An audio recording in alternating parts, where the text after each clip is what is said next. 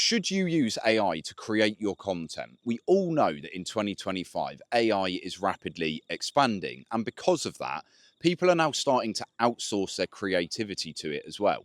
But when it comes to personal branding, you've got to ask the question, is it really a personal brand if it's AI that is making the content for you? And in this video, I'm going to talk a little bit about how you can use AI in your creative process, but why I personally teach my clients to make sure that they don't outsource their creativity to AI. They use it as a useful tool. By the way, if you're new to this channel, I help male entrepreneurs to build out personal brands on YouTube so that they can build a quality audience and attract aligned clients. If you'd like to know more about that after watching this video, feel free to book in a call with me using the link below. We can help you to build out your personal brand. We can do implementation for you, and I've helped over 30 guys so far to do that. But let's dive straight in. So, the creative process. What you've got to remember in today's day and age is that because AI is so present, more and more people are starting to use it. And what that means is that we're going to see more and more of the same content over and over again. This was already a problem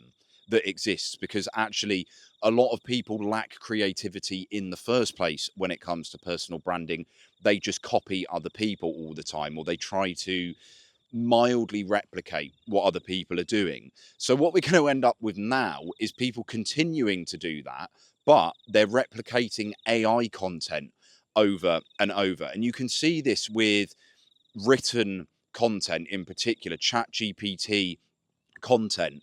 The copywriting is very repetitive and it doesn't sound particularly natural. It tends to use the same phrases over and over, the same metaphors, and it doesn't mean that you can't get around this with your prompts or using different AI, but we're already seeing this. There is loads of shit copy that is out there, and there is loads of shit content that is out there now because these scripts are being written by the bot.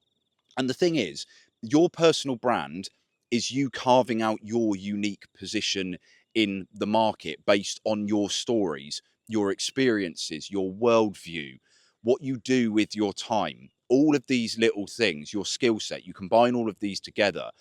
And that is why in today's day and age, with a channel like YouTube in particular, that has hyper specialized algorithms, you can build up a very quality, high focused audience. And they don't have to be big, but you can build out a good quality audience who will give you those clients that you want, or they will help you to spread your message, to leave a legacy, whether you're doing this for financial motivations or non-financial motivations. But the thing is, if you're just doing all of that through AI, right, it isn't really authentic to who you are. And you're potentially going to start building up an audience who they relate to you for shit that isn't really who you are, though it might be closely aligned. And again, we'll touch on this and how you can use it.